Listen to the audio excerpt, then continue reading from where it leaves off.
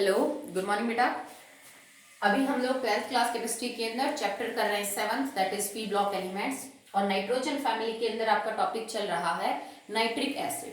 तो last video के अंदर हमने इसकी प्रिपरेशन, स्ट्रक्चर और physical properties of nitric acid को डिस्कस किया था। So now our topic is chemical properties of nitric acid. This is very very important. ठीक है, चाहे आपका कॉम्पिटिटिव एग्जाम हो, कोई नॉर्मल टेस्ट हो, उसमें जीके टाइप क्वेश्चन भी इसमें आते हैं, एनडीए हो, नीट हो, किसी टाइप का पेपर हो फॉर 10th जैसे, और मान लीजिए 10th के बाद एनटीएससी में भी इस टाइप के क्वेश्चन जो है वो पूछे जाते हैं। तो HNO3 बहुत इंपॉर्टेंट टॉपिक है। तो केमिकल प्रॉपर्टीज में सबसे पहले बात करते हैं about it's decomposition reaction, how it decompose. तो अगर आप HNO3 को स्ट्रांगली हीट करेंगे तो it will convert into nitrogen dioxide plus oxygen and plus water. Okay, so decomposition, heat किया है आपने strongly, तो HNO3 कन्वर्ट हो जाता है नाइट्रोजन डाइऑक्साइड में, ऑक्सीजन में और वाटर के अंदर। ठीक है, that's all. Second is their acidic behavior.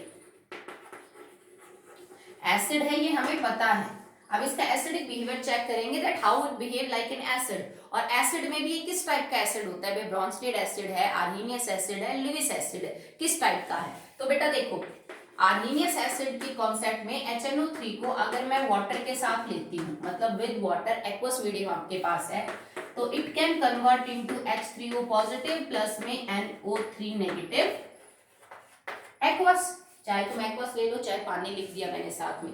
तो HNO3 को जब हम पानी के साथ लेते हैं तो वो हाइड्रोनियम आयन और H positive plus NO3 negative nitrate ion बनाता है। तो H पॉजिटिव रिलीज कर रहा है सॉल्यूशन में, so it is an Arrhenius acid. It will behave like an Arrhenius acid. ये ब्रॉन्स्टेड एसिड भी है because it is capable of donating H positive ions. ठीक है, चलिए अब बिकॉज क्योंकि ये एसिड है तो ये सॉल्ट बनाएगा किसी बेस के साथ रिएक्ट करके।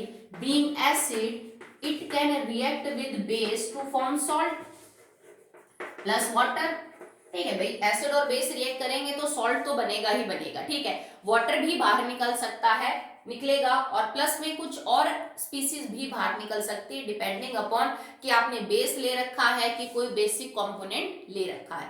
जरूरी नहीं होता कि हमेशा कोई एसिडिक और बेसिक कंपोनेंट रिएक्ट करे तो साल्ट के साथ पानी बाहर निकले, कई बार नहीं निकलता है। जैसे मान लो CaO react with SiO2, acidic oxide non metal की है, बेसिक ऑक्साइड मेटल की है, but they can only form calcium silicate, that is only salt. इसमें कोई पानी बाहर नहीं निकल रहा। ठीक है, तो यहाँ पे जब ये एसिड बेस या किसी बेसिक कंपाउंड के साथ रिएक्शन करेगा तो सॉल्ट और वाटर बाहर निकलेगा। बट अगर सॉल्ट कार्बोनेट टाइप आपका कुछ है, जैसे यहाँ पे जो बेस है, मैं कोई बेसिक सॉल्ट ले लूं और वो जो बेसिक सॉल्ट हो दैट कैन बी कार्बोनेट या बाइकार्बोनेट हो, तो along with these two CO2 भी बाहर निकल सकती है। You all familiar with this type of compounds, ये हमने 10th क्लास से रिएक्शन पढ़ी है। और जो नाइट्रिक एसिड जब किसी बेस के साथ रिएक्ट करके जो सॉल्ट बनाएगा तो नाइट्रिक एसिड्स के सॉल्ट्स को बोला जाता है नाइट्रेट्स। जैसे सल्फ्यूरिक एसिड के सॉल्ट्स को बोला जाएगा सल्फेट, जो हाइड्रोक्लोरिक एसिड के सॉल्ट्स को बोला जाएगा क्लोराइड्स। तो इसी तरह से नाइट्रिक एसिड के जो सॉल्ट बनेंगे उन्हें हम बोलते हैं that is nitrates.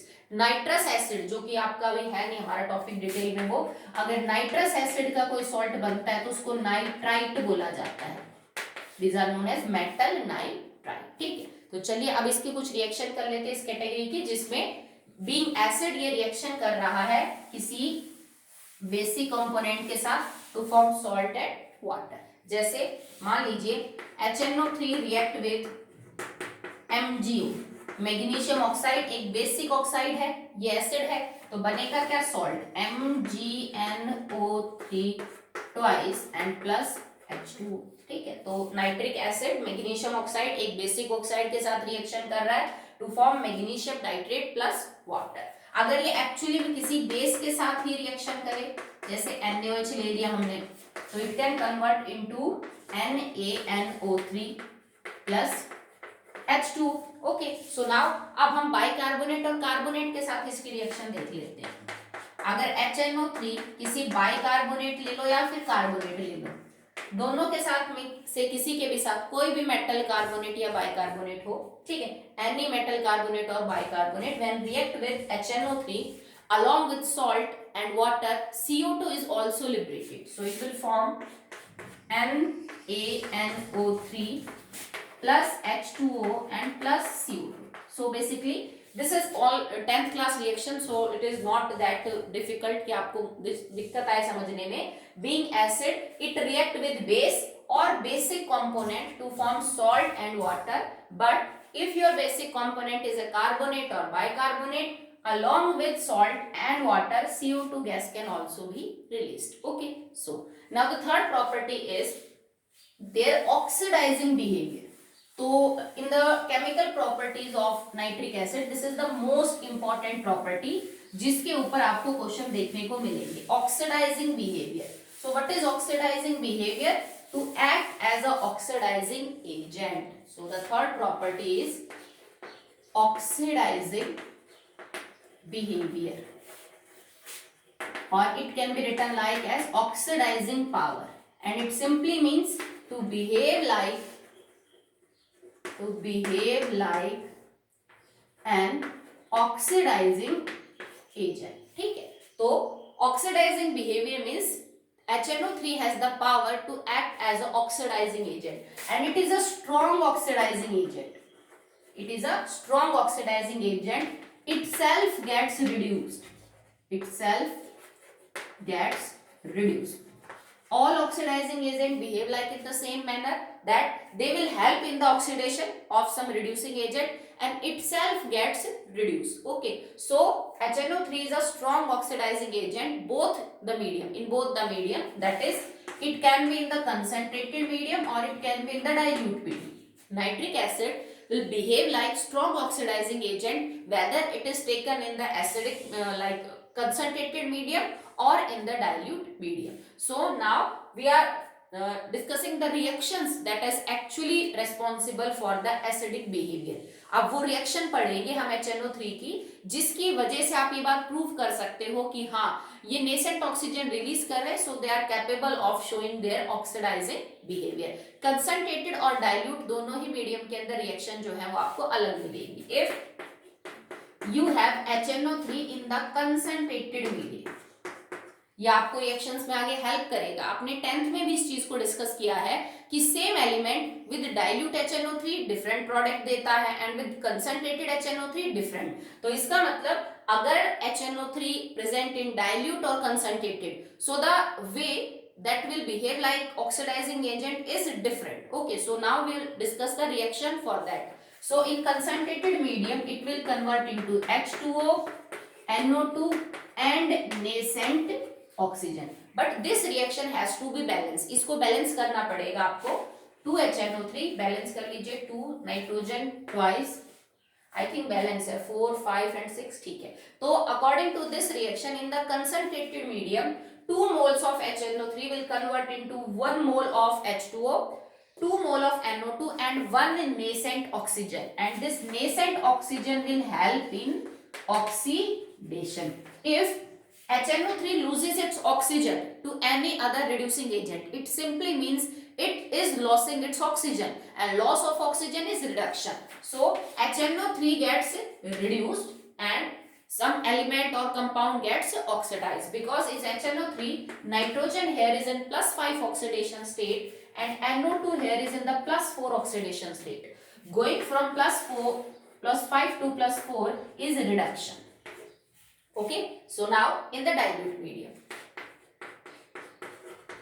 if HNO3 is present in the dilute medium, all will remain the same, the nascent oxygen, the water, but the gas that is releasing will be different, and now this gas will be NO, that is nitric oxide. So it will convert into H2O plus NO plus में nascent oxygen, और हम इसको भी balance करेंगे. So it is 2 and hydrogen is 2, nitrogen is twice, oxygen is 6.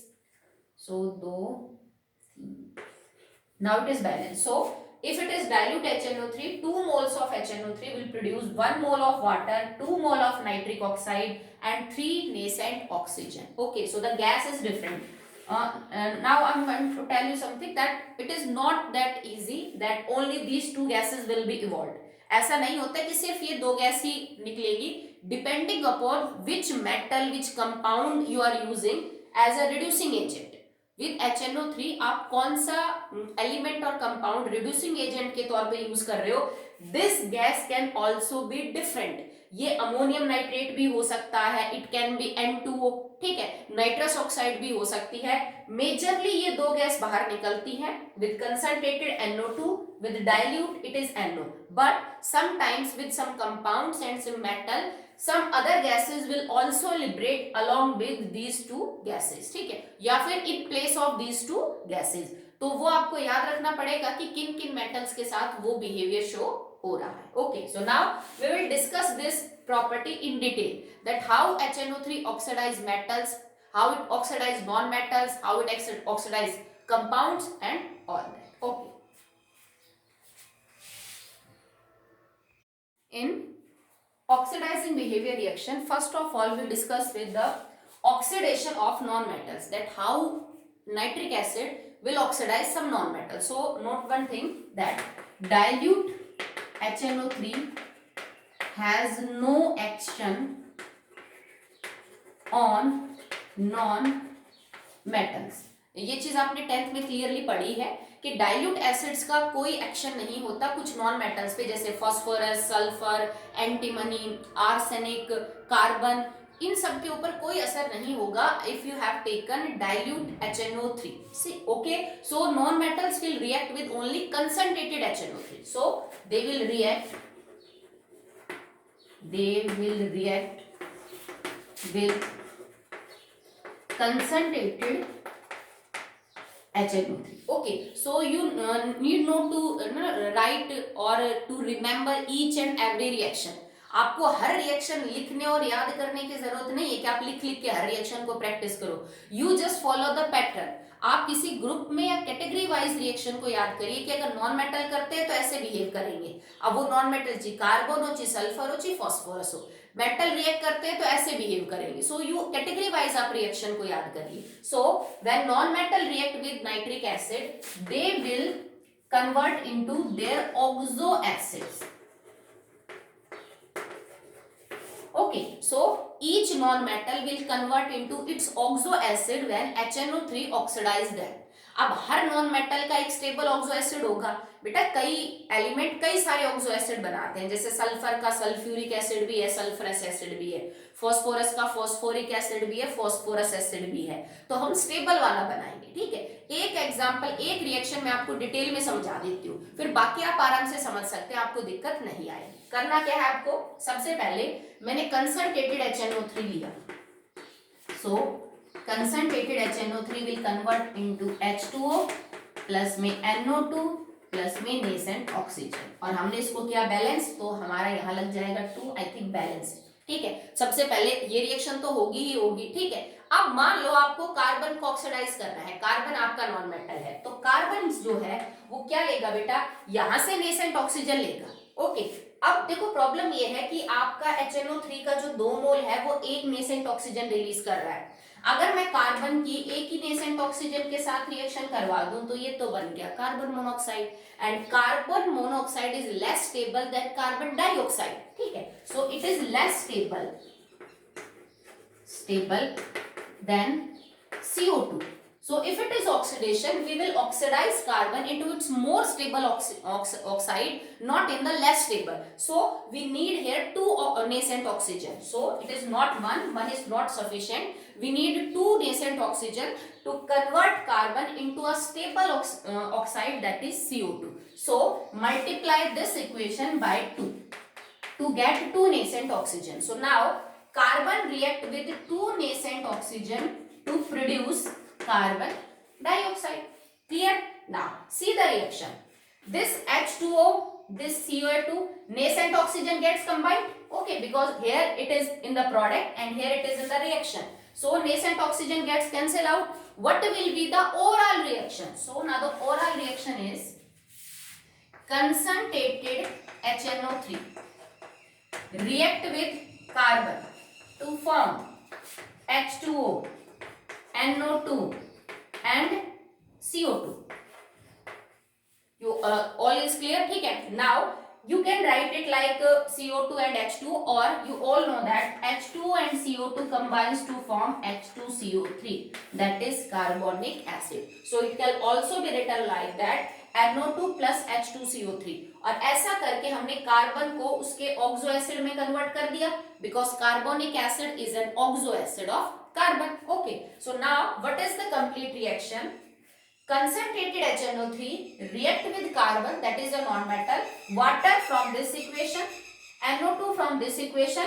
Nascent oxygen ने oxidise किया carbon को, तो वो खर्च हो चुका है, और कार्बन किस में कन्वर्ट हो गया? कार्बन डाइऑक्साइड के अंदर कन्वर्ट हो गया. अगर आप बैलेंसिंग भी करना चाहते तो देखो, मैंने 2 से मल्टीप्लाई किया था इस इक्वेशन को, तो HNO3 आपके 4 है, वाटर 2 है, और NO2 2 है आपके पास, और ये तो खर्च हो ही चुके हैं नेसेंट ऑक्सीजन. तो कंसंट्रेटेड HNO3 4, कार्बन अभी आपने एक ही ले रखा है, ठीक है. H2O कितने बाहर निकले? 2. NO2 कितने बाहर निकले? 4. और CO2 आपके पास क्या है? एक ही है. अब आप इस रिएक्शन को बैलेंस करके देखिए, आपको बैलेंस मिलेगी.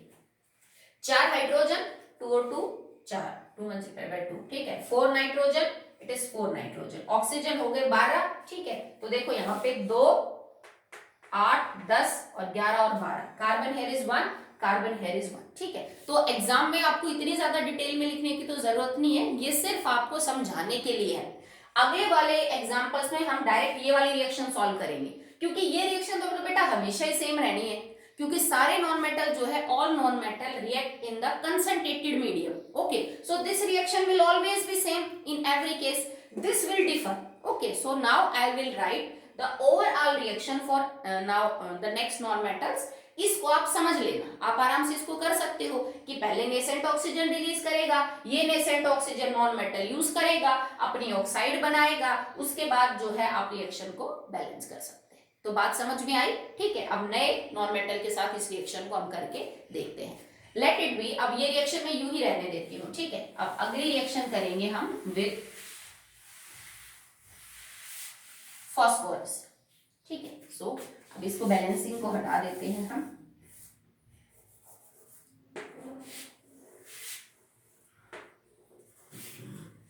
ठीक है. Now this is the reaction for concentrated medium.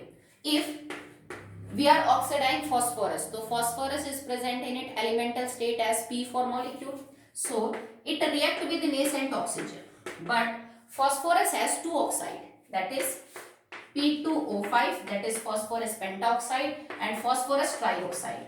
अभी हमने इसको लास्ट में डिस्कस किया था. And out of these two, this is more stable because phosphorus in +5 oxidation state is more stable than phosphorus in +3 oxidation state. So now phosphorus in +3 and now it is in +5. So अगर हम phosphorus का oxidation करेंगे तो हम convert करेंगे phosphorus को in its stable oxide. तो stable oxide is P2O5. अब P2O5 आपके पास है, तो इसका मतलब आपको 5 चेन है, तो आप इसको यूं भी लिख सकते हैं. आपको पता है P2O5 will always can also written like P4O10. हम इसको लिख सकते हैं P4O10 के फॉर्म में, ठीक है. तो अगर आप इसको P4O10 लिख रहे हो, सेम चीज है, तो इसका मतलब एक फॉस्फोरस को कितने ऑक्सीजन चाहिए? 10. जबकि आपने नेसेंट ऑक्सीजन तो अभी फिलहाल एक ही लिया है, so multiply this equation by 10, ताकि आपके जो नेसेंट ऑक्सीजन है वो कितने हो जाए? 10. तो देखो P4 को 10 नेसेंट ऑक्सीजन आप दोगे तो it will convert into P4O10. हमने किस लिए लिया बेटा? 4. हमने P2O5 क्यों नहीं लिया रिएक्शन में? बिकॉज ऑलरेडी आपके पास फॉस्फोरस 5 है. अगर आप यहाँ पे 2 लेते हो तो फिर आपको इसको भी बैलेंस करना पड़ता, तो वो फिर हमारे लिए सिंपल हो जाएगा. 10 नेसेंट ऑक्सीजन यूज करके हमने P4O10 बना लिया. अब यहां से जो पानी बाहर निकल रहा है P4O10 रिएक्ट विद H2O, तो आप जानते हो क्या बनेगा? It will form H3PO4, that is phosphoric acid. तो अब आप ओवरऑल रिएक्शन क्या लिखेंगे? बैलेंस आप कर लेना, क्योंकि आपने इस पूरी इक्वेशन को 10 से गुणा किया है, तो लिख लेना नीचे. तो हमने लिखा क्या? 10 multiply by 2, 20 HNO3 plus plus P4, क्योंकि इसको हमने किसी से मल्टीप्लाई नहीं किया. रिएक्टेंट सारे जोड़ लेते हैं, प्रोडक्ट सारे जोड़ लेते हैं, ठीक है. नेसेंट ऑक्सीजन तो कट जाएंगे, 10 यहाँ है, 10 यहाँ है.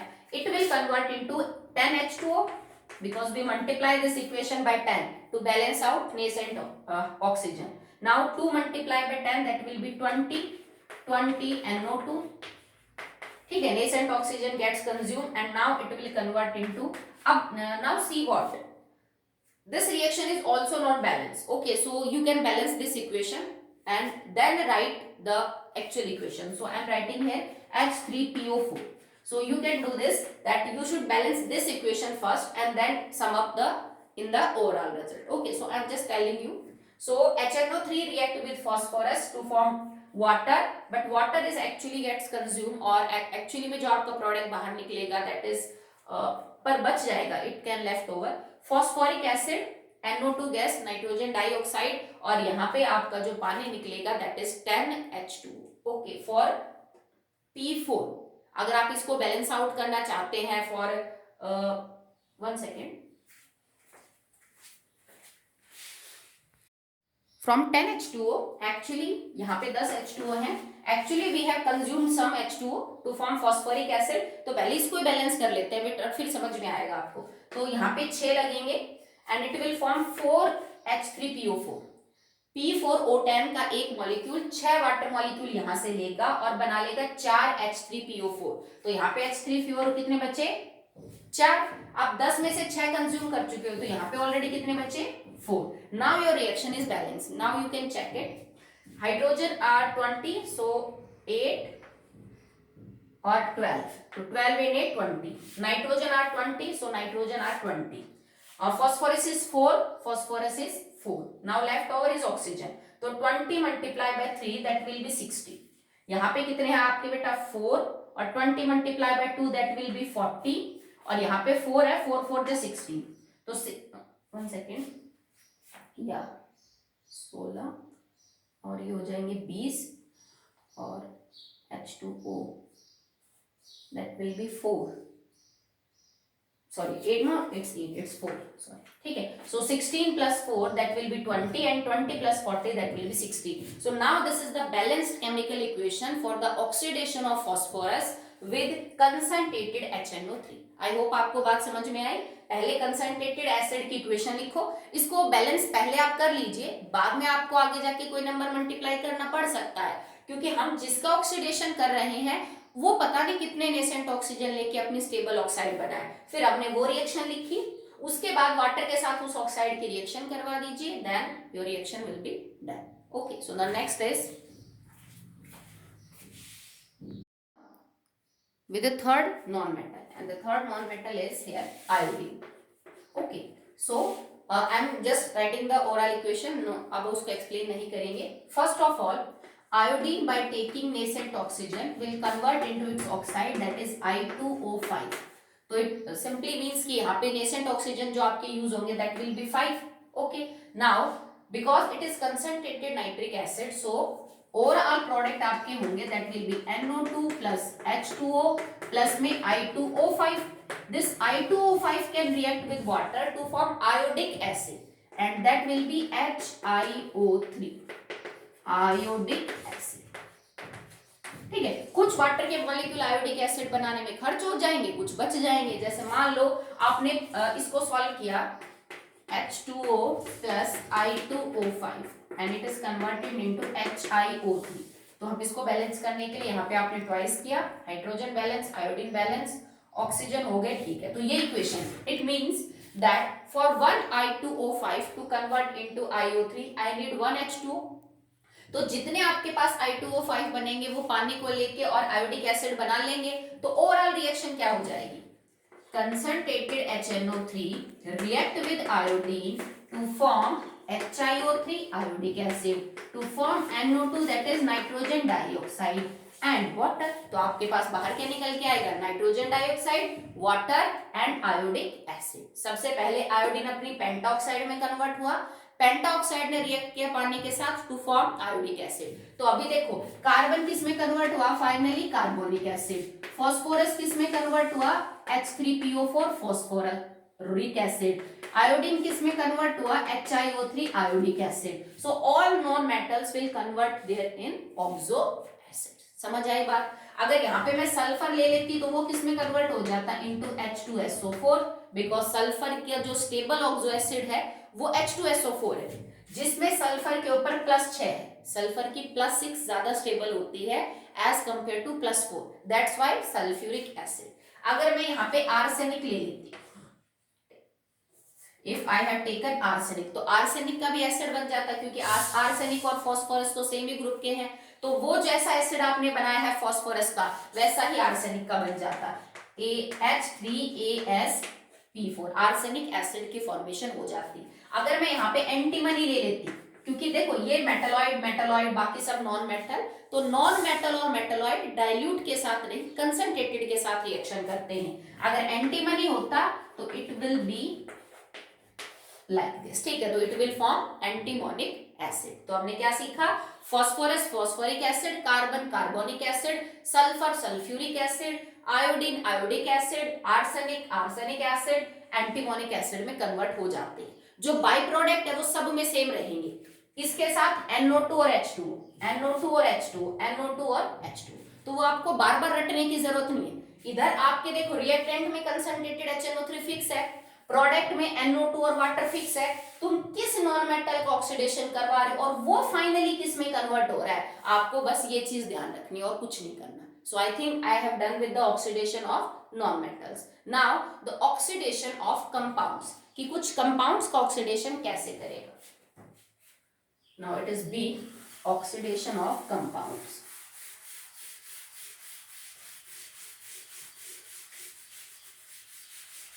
इसके रिएक्शन बेटा पहले आप समझे, देन लिख के प्रैक्टिस करें। वैसे लिख लिख के यूं नहीं कि रटना है उसको या फिर एक एक रिएक्शन याद करके बैठो, थोड़ा पैटर्न को समझो और उसके बाद आप इन रिएक्शंस को रिवाइज करिए। Compound, okay, so oxidation of compound can be done by either two medium, by concentrated, by dilute। तो आप इस बात को ध्यान रखेंगे, यहाँ पे both medium यूज किए जा सकते हैं, both medium can be used, मतलब dilute भी और concentrated भी, but the main product will be same। आपका जो रिड्यूसिंग एजेंट है, जो कंपाउंड है जिसमें ऑक्सीडाइज हो रहा है, वो तो सेम ही रहेगा, पर जो गैस बाहर निकलती है नाइट्रोजन की वो डिफर करेगी इस रिएक्शन में, बाकी सब सेम रहेगा। ओके, सो हम एक कंपाउंड की पहले कंसंट्रेटेड और डाइल्यूट दोनों के साथ रिएक्शन करके देखते हैं। For example, if it is concentrated acid, तो इट इज 2HNO3, हमने कंसंट्रेटेड लिया है, will convert into H2O plus 2NO2 plus nascent oxygen. और जो कंपाउंड मेरे पास है जिसका हमें ऑक्सीडेशन करवाना है, it is hydrogen sulphide H2S। So now H2S will combine with this nascent oxygen, तभी तो ऑक्सीडेशन होगा, and it will convert into H2O and sulphur. Okay, H2O में H2O मिक्सअप हो जाएगा, यहाँ पे भी H2O है, सो H2S hydrogen sulphide react with only one nascent oxygen to form elemental sulfur. Now we can combine this reaction. Okay, so now what is this? 2HNO3 react with H2S. Now this nascent oxygen gets cancelled out. Reactant and product both they have. So it will convert into H2 and H2O. 1 and 1, 2. 2H2O plus 2NO2 and plus sulphur. I hope reaction आपकी balance है, let we check it. 2 hydrogen, sorry, हाँ yes, 2 और 2 4, 4, nitrogen is 2, nitrogen is 2, oxygen is 3 2 6, it is 4 and 6 and 1 is sulphur. ठीक है, so already this reaction is balance. हमने सबसे पहले concentrated के साथ यूज किया, तो water NO2 nascent oxygen, H2S को पर मोल एक ही नेसेंट ऑक्सीजन चाहिए, तो ये वाटर और सल्फर में कन्वर्ट हो जाता है। अब देखो ऑक्सीडेशन कैसे हुआ, नाइट्रोजन तो वही कन्वर्ट हो रहा है +4 से +5, तो इसका तो क्या हो रहा है बेटा, रिडक्शन। बट H2S में हाइड्रोजन सल्फाइड है ये, और सल्फाइड में सल्फर पे 2 नेगेटिव चार्ज है, जबकि एलिमेंटल सल्फर इज 0, सो -2 से 0 होना इज ऑक्सीडेशन। ठीक है, सो -2 से 0 होना इज ऑक्सीडेशन। आपको क्लियर है? चलिए, नाउ ये तो हमने कंसंट्रेटेड के साथ किया है, अब हम इसी H2S का डाइल्यूट के साथ करके देखते हैं। तो डाइल्यूट की जो इक्वेशन है बेटा HNO3 की, वो डिफर करेगी। सो नाउ बैलेंस बाद में करेंगे। HNO3 dilute will convert into H2O plus NO plus nascent oxygen. और अगर हम इस रिएक्शन को बैलेंस करें that will B 2 nitrogen twice oxygen 3 2 6 and ये आपकी बैलेंस इक्वेशन है फॉर डाइल्यूट HNO3। अब डाइल्यूट HNO3 के साथ आपने H2S को यूज करना है। तो देखो वो कितने दे रहा है बेटा, एक्चुअली में ये आपको 3 नेसेंट जो ऑक्सीजन है वो प्रोवाइड कर रहा है, आपको 3 की जरूरत फिलहाल यहाँ पे नहीं पड़ेगी।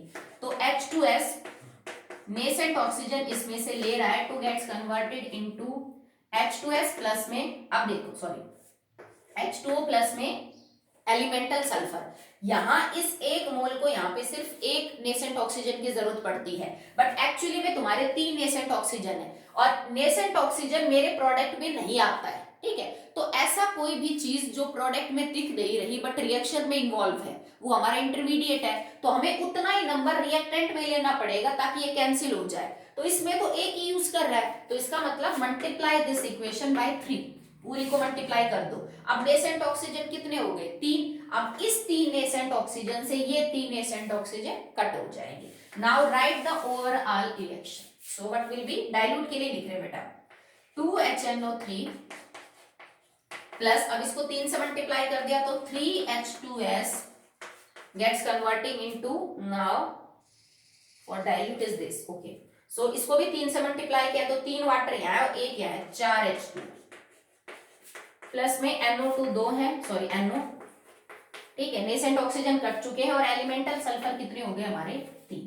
सो that will be the overall reaction balance for the oxidation of hydrogen sulphide in the dilute medium. Let's check 2 hydrogen 2 and 3 2 6 8 4 2 8, nitrogen 2 oxygen 3 2 6 and it is 4 and 2 6, sulphur is 3 and sulphur is 3। तो आप देखो dilute और concentrated में चीज बदली क्या, obvious सी बात है बेटा, नंबर ऑफ मोल्स पे तो फर्क पड़ेगा, बैलेंसिंग तो बदलेगी, पर एक्चुअल में प्रोडक्ट यहाँ भी वाटर है और प्रोडक्ट यहाँ भी वाटर है, प्रोडक्ट यहाँ भी एलिमेंटल सल्फर, प्रोडक्ट यहाँ भी एलिमेंटल सल्फर, पर डाइल्यूट में तो निकल गई NO और कंसंट्रेटेड में क्या निकल गई, दैट इज NO2। तो the gas will differ in dilute and concentrated. और यहीं पे क्वेश्चन बनता है, वो यही पूछेगा कि कॉपर के साथ इसकी रिएक्शन कराते हैं डाइल्यूट के साथ तो कौन सी गैस बाहर निकल रही है, और कंसंट्रेटेड के साथ करवाते हैं तो कौन सी गैस बाहर निकलेगी। अब 2 मैंने डिटेल में समझा दी, अब बाकी सीधे करेंगे, आप उनकी ओवरऑल इक्वेशन देख लीजिए, ठीक है,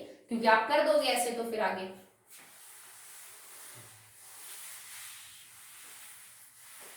बड़ा इंटरेस्टिंग टॉपिक है बेटा HNO3 पूरा का पूरा, इसकी रिएक्शन बहुत इजी है, समझने के बाद आपको जरा सी भी दिक्कत नहीं आएगी इसको सॉल्व करने में। Next compound is after H2S it is SO2 sulphur dioxide. तो देखो सल्फर डाइऑक्साइड में सल्फर +4 ऑक्सीडेशन स्टेट में है और इसको ऑक्सीडेशन करना है, जाहिर सी बात है HNO3 इसका ऑक्सीडेशन करवाएगा, और इससे ऊपर जो सल्फर की स्टेबल ऑक्सीडेशन स्टेट है दैट इज +6 से ज्यादा सल्फर नहीं करेगा और सबसे स्टेबल सल्फर की +6 ही है, तो मतलब गुंजाइश ही नहीं हमारे पास और, तो that nitric acid can convert sulphur dioxide into any compound that contains sulfur in the +6 oxidation state, so that will be your sulfuric acid. So how it will solve with concentrated and dilute, so the gas will differ, nothing else. So if concentrated HNO3 react with SO2 तो जो nascent oxygen है that will combine with SO2 to form SO3 sulfur trioxide. Sulfur trioxide has +6 sulfur, that is the stable oxidation state of sulfur. Now मान लीजिए आपने SO3 लिखा, plus water बाहर निकलेगा और because you have taken concentrated तो plus में क्या बाहर निकलेगा NO2, but this water can react with SO3 to form H2SO4, so you can directly write like H2SO4 plus NO2, तो सल्फ्यूरिक एसिड बन जाएगा और प्लस में आपका NO2 जो गैस है वो बाहर हो जाएगी। बैलेंस आप कर लोगे, कोई दिक्कत नहीं है। If this acid is dilute, अगर आपके पास डाइल्यूट HNO3 होता और आप उसकी रिएक्शन सल्फर डाइऑक्साइड के साथ करवाते तो ये चीज तो बेटा कॉमन निकलनी थी, ठीक है, तो इट विल फॉर्म H2SO4, पर जो गैस अब बाहर निकलेगी दैट विल बी NO, वो गैस कौन सी हो जाएगी, नाइट्रिक ऑक्साइड गैस आपकी बाहर निकलेगी डाइल्यूट और कंसंट्रेटेड के साथ, यही जो है बेटा वो फर्क है। If you have taken FeSO4 concentrated HNO3 के साथ आपने फेरस सल्फेट लिया, तो बेटा देखो फेरस सल्फेट में आयरन प्लस 2 में है, ये किस में ऑक्सीडाइज हो सकता है, प्लस 3 के अंदर, तो क्या बन जाएगा Fe2SO4 थ्राइस, क्योंकि यहाँ पे आयरन के ऊपर ऑक्सीडेशन स्टेट क्या हो जाएगी, दैट इज +3 प्लस वाटर, और क्योंकि कंसंट्रेटेड है प्लस NO2 गैस, बैलेंस आप कर लीजिएगा। ओके, नाउ डाइल्यूट, अगर डाइल्यूट HNO3 होता और मैं इसकी रिएक्शन फेरस सल्फेट के साथ करवाती,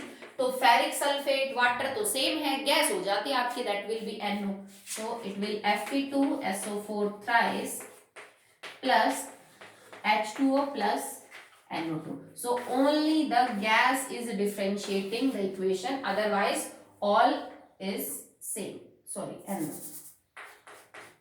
ठीक है, so the gas is differentiating the equation, otherwise all concepts are same. ठीक है, so this so आगे कंटिन्यू करते हैं, चलिए देखिए। Last reaction that we have discussed as is actually most important in the test for nitrate ion, so I am writing it again. If dilute HNO3 react with FeSO4, it will convert into Fe2SO4 thrice NO and H2, and what will happen, this NO, ठीक है, देखो आप इस चीज को यूं लिख सकते हो, Fe2 positive converted into Fe3 positive. This NO nitric oxide can combine with ferrous sulfate or Fe2 positive. So now this Fe2 positive can combine with NO to form a complex that is FeH2O5 NO, और इसके अंदर it is +1 and it is also in the +1 oxidation state. So हम इसको balance करने के लिए पीछे negative ion जो है वो यूज कर सकते हैं, सल्फेट जो आपके पास है, and this is a brown colour complex, brown complex. ठीक है, मैं अब समझा रही हूँ कि यहाँ पे क्योंकि NO के ऊपर चार्जेस जो है वो आपको याद करने पड़ेंगे, यहाँ पे NO +1 में है, NO न्यूट्रल भी होता है, और आयरन के ऊपर आपने अक्सर चार्ज देखा होगा +2 और +3, बट इस कंपाउंड में आयरन के ऊपर जो चार्ज है दैट इज +1। ओके, सो हम इस कंपाउंड में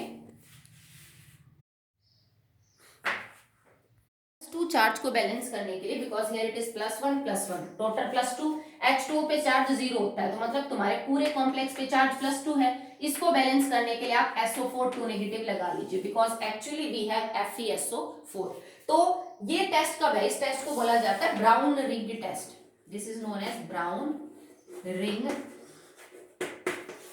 टेस्ट, और ये कब किया जाता है, किसी भी कंपाउंड में या सॉल्यूशन में नाइट्रेट आयन की प्रेजेंस के लिए, अगर उस कंपाउंड में नाइट्रेट आयन मौजूद है तो ये जो कॉम्प्लेक्स है ये बनता है ब्राउन कलर का। जैसे HNO3 में नाइट्रेट आयन थी तो वो FeSO4 के साथ रिएक्शन करके कन्वर्ट हो गया NO में और Fe3 पॉजिटिव में। इस NO ने FeSO4 के साथ रिएक्ट करके एक ब्राउन कलर का कंपाउंड बना लिया, और इसी वजह से इस टेस्ट को बोलते हैं ब्राउन रिंग टेस्ट, क्योंकि टेस्ट ट्यूब में एक ब्राउन कलर की रिंग बन जाती है। और ये टेस्ट कब आता है पॉजिटिव, कब ये रिंग बनेगी, if the solution contain nitrate ion. ठीक है, तो ये जो रिएक्शन हम पढ़ रहे हैं ये एक्चुअली में नाइट्रेट आयन के टेस्ट की है, that is brown ring test. और ये कंपाउंड बहुत इंपॉर्टेंट है क्योंकि NO के ऊपर चार्ज अक्सर न्यूट्रल होता है, इस कंपाउंड में +1 है।